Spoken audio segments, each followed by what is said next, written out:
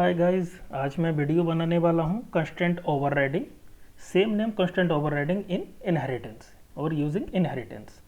सो हमारे एक सब्सक्राइबर ने कहा था इस पर वीडियो बनाने के लिए, सो let's see.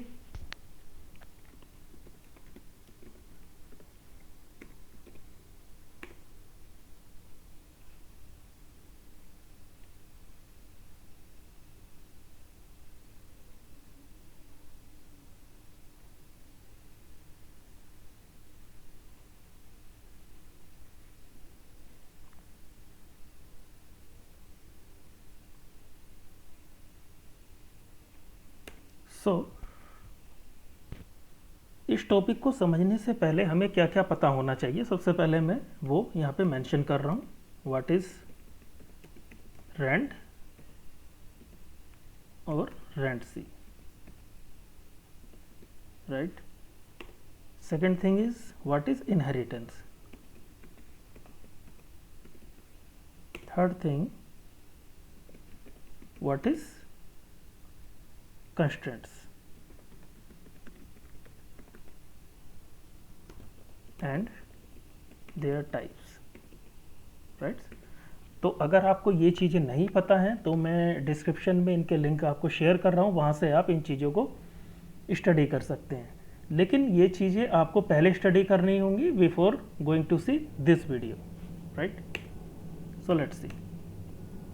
First of all, we need to declare a parent class. Let's say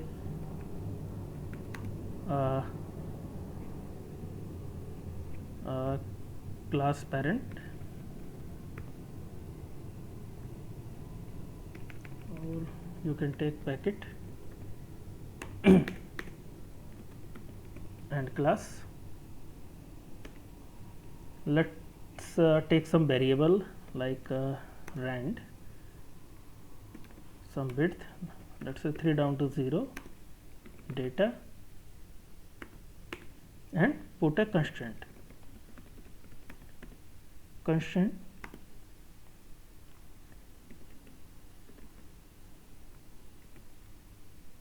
data range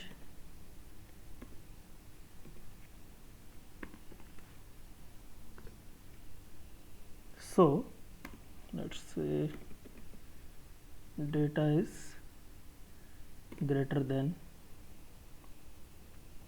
so यहाँ पे ये हमारा 4 बिट का है, तो इसका मतलब 4 बिट का मतलब है 0 to 15, इसका रेंज हो सकता है, राइट।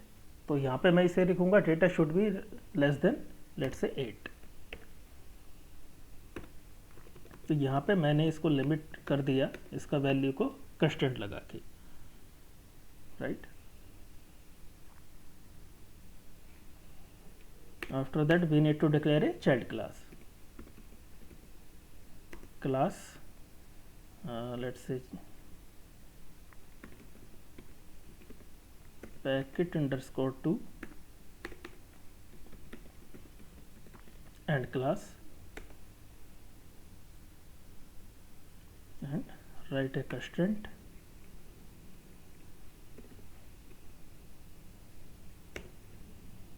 सो यहाँ पे कंस्ट्रेंट हमने डाल दिया, let's say greater than 8, right.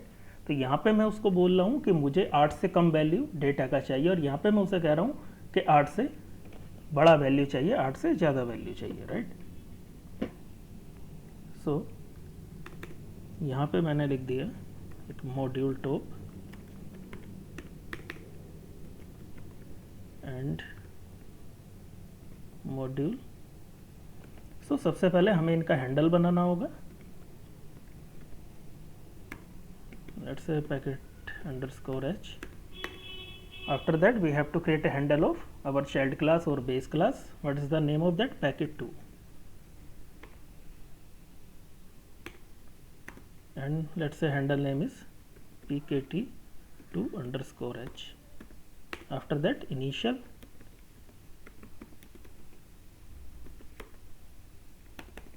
begin and object allocation for both handle pkt underscore h and pkt2 underscore h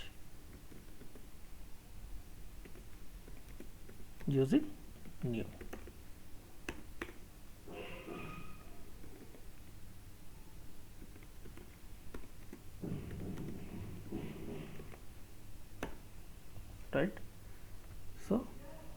these are handle creation, or we can write over here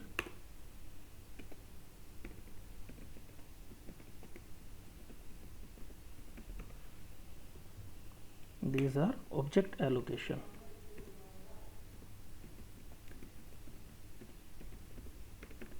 right. तो ठीक है, मैंने object allocate किया। Now okay, let's write repeat 5, okay 4, after that begin end, और यहाँ पे मैंने suppose लिख दिया pkt underscore h dot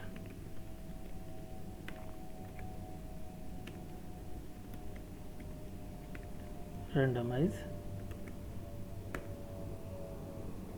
after that dollar display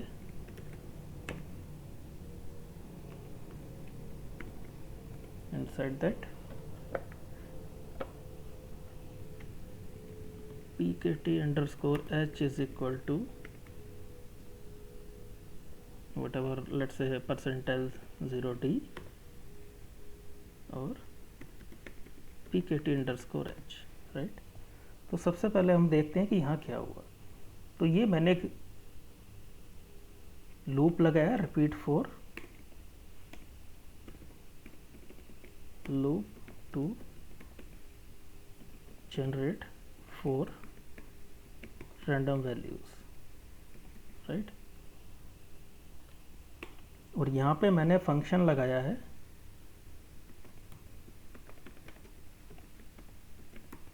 function randomise. क्या काम होता है इसका? एक्चुअल में ये 4 टाइम्स रिट्रेशन करेगा और randomise function random value generate करेगा।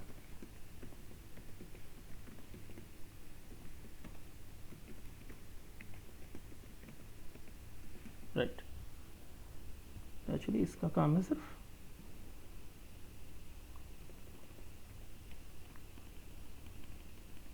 for iteration, right? So okay, let's run the code.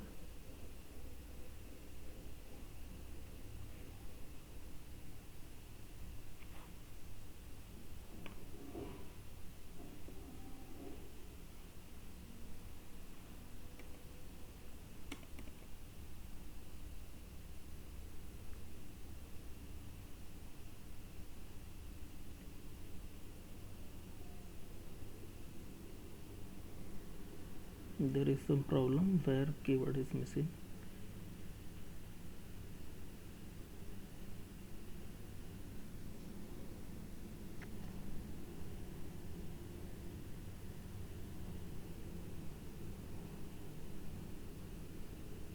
Okay,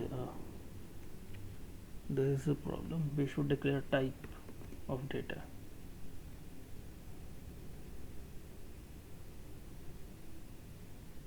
Again,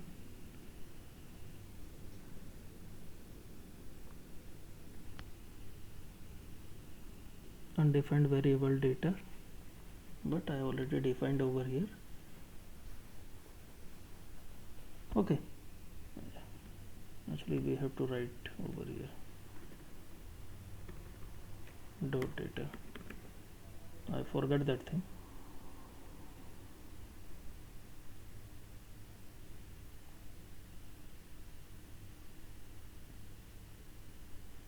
Again there is some problem.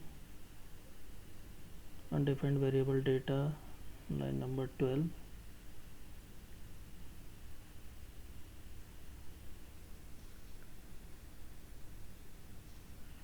Okay, because this is our extended class, so extends from packet, right? Now let's run.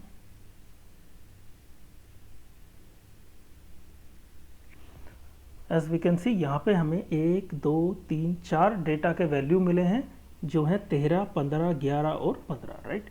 सो यहाँ पर अगर हम देखें तो हमने packet dot H को randomise किया। Packet dot H किसका पॉइंटर और किसका हैंडल है? पैकेट का। पैकेट मेरा ये क्लास है, राइट। इसके अंदर हमने कंस्टेंट लगाया था कि मुझे पैकेट का वैल्यू 8 से ऊपर चाहिए, तो उसने 8 से ऊपर ही सारे वैल्यू दिए हैं, राइट। इसने इस कंस्टेंट को फॉलो किया है। और अच्छे से समझना है तो हम इसके इटरेशन को बढ़ा सकते हैं। लेट्स से मैंने इसे 8 टाइम किया। Now run it again.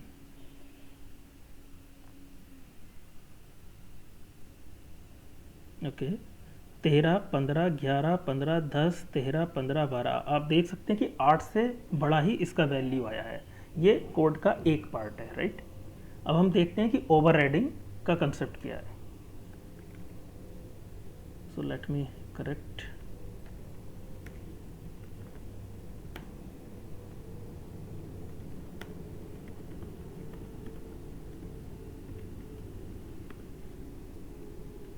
इसका मतलब है कि जो मेरा पैकेट है और ये पैकेट 2 क्लास है, so packet 2 extends packet. That means ये मेरा पेरेंट क्लास है पैकेट, और ये पैकेट 2 इस पैकेट क्लास यानी कि इससे एक्सटेंड हुआ है। ये इसका चाइल्ड और या बेस क्लास है, right.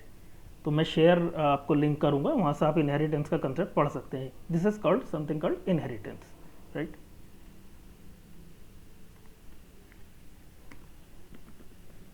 Now coming to the next part,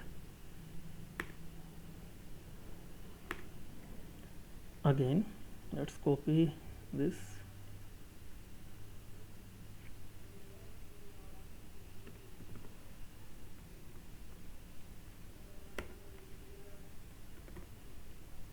और यहाँ पे हम डाल देते हैं डॉलर डिस्प्ले, एक ब्लैंक स्पेस के लिए। This is for just visuality purpose, क्योंकि जब इसका वैल्यू रैंडमाइज होके आएगा और इसका वैल्यू रैंडमाइज होके आएगा तो हमें बीच में दिखेगा, तो हमें फ़र्क पता चलेगा कि कहाँ से कौन सा वैल्यू रैंडमाइज होके आ रहा है। Also we can write over here, that's not issue, right. So यहाँ पे हमने रैंडमाइज किया अपना बेस क्लास के हैंडल pkt h को, दैट मीन्स pkt को, pkt के अंदर के इस वेरिएबल को जिसका नाम है डेटा। यहाँ पे मैं क्या करूँगा कि यहाँ पे मैं pkt2 का हैंडल यूज़ करूँगा, दैट मीन्स अपनी चाइल्ड क्लास का इसका। अब आप कहेंगे कि इसके अंदर डेटा मैंने कहीं मेंशन नहीं किया, राइट, क्योंकि ये चाइल्ड क्लास है और ये पेरेंट्स है। तो पेरेंट्स की जो भी प्रॉपर्टीज़ होती हैं या जो भी उसके अंदर आपका मेथड्स होते हैं वो सब ऑलरेडी चाइल्ड को एक्सेस होता है, तो यहाँ पे हमें इसका दोबारा से डिक्लेरेशन करने का कोई ज़रूरत नहीं है। ये एक इनहेरिटेंस का बेनिफिट है, राइट। तो मैंने किया pkt2.h रेंडमाइज और इसका वैल्यू के लिए एक डिस्प्ले मैंने लगा दिया। तो अब हम इसको देखते हैं।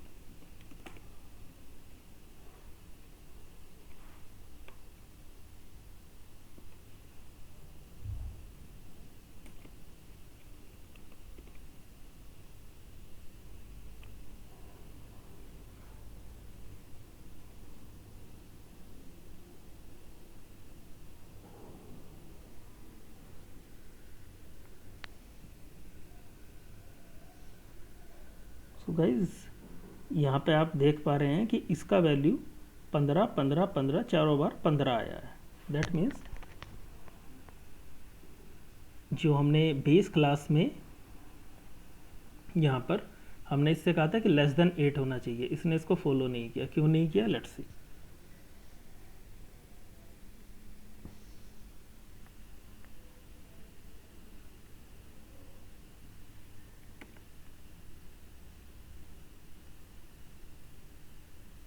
दैट इज pkth, ओके, क्योंकि यहाँ पे मैंने चेंज नहीं किया, ये एक्चुअल में यही वाला प्रिंट कर रहा है। यहाँ पे भी मुझे चेंज करना होगा। Actually pkt2_h, right.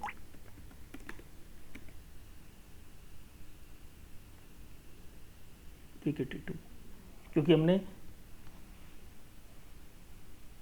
और pkt2_h.randomize, ओके सॉरी, नोट यहाँ पे, ये यहाँ पे आएगा क्योंकि हमने यहाँ पे pkt2_h एच के हैंडल को रेंडमाइज किया तो उसी की वैल्यू मुझे प्रिंट करनी है, तो मुझे pkt2_h लिखना होगा, right.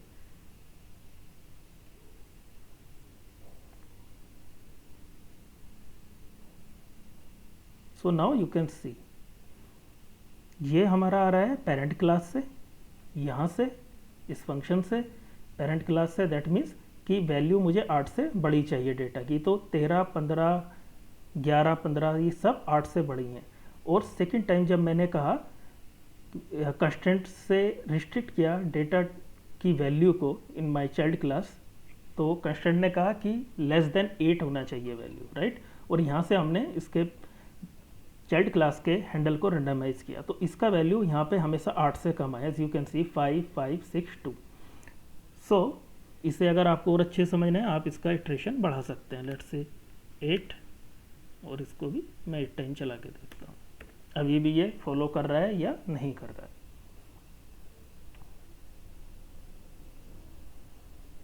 So as you can see पहले में सारे वैल्यू 8 टाइम्स पैकेट का वैल्यू रेंडमाइज हुआ और मुझे 8 प्रिंट मिले, और सभी में वैल्यू यहाँ पर 8 से मुझे बड़ा मिला है, तो इसने इस कंस्टेंट को फॉलो किया, राइट। सेकंड केस में जब मैंने कहा कि मुझे डेटा का वैल्यू 8 से कम चाहिए, तो जो भी मेरे वैल्यू प्रिंट हुए हैं एज यू कैन सी 1, 3, 7, 7, 2, 6, 5, 5 ये सब 8 से कम है। So this is something called constant overriding. Also you can see over here they both have same name, date underscore range, date underscore range, right? So the whole thing is that the conclusion is that कि यहाँ पर एक मेरा data है, एक property है that is 3 down to 0 data, और मैंने कंस्टेंट लगा दिया पेरेंट क्लास में कि 8 से कम वैल्यू चाहिए, लेकिन चाइल्ड क्लास में मैंने कहा कि जब मैं चाइल्ड क्लास को रेंडमाइज करूँ with the same name, right, ये अलग भी हो सकते हैं, ऐसा कुछ मैंडेटरी नहीं है, लेकिन यहाँ पे क्वेश्चन था कि सेम नेम होगा तब कैसे हम करेंगे या कैसे होगा, जो व्यूअर्स ने हमारे पूछा था, तो उसका आंसर है कि यहाँ पे हमने सेम नेम से यहाँ पे इसको बोल दिया लेस देन 8, और जब हमने इसको रेंडमाइज कराया इस हैंडल को यहाँ से, तो हमें रिजल्ट मिला कि हाँ इसने इसको फॉलो किया। सो ये होता है the same name constant overriding using inheritance, right.